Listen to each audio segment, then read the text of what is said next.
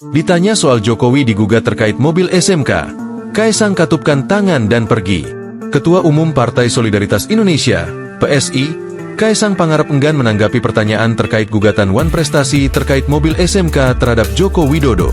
Saat berkunjung ke rumah dinas Wali Kota Salatiga pada Kamis, 10 April 2025, Kaisang yang ditanya soal gugatan tersebut hanya menangkupkan tangan di depan dadanya.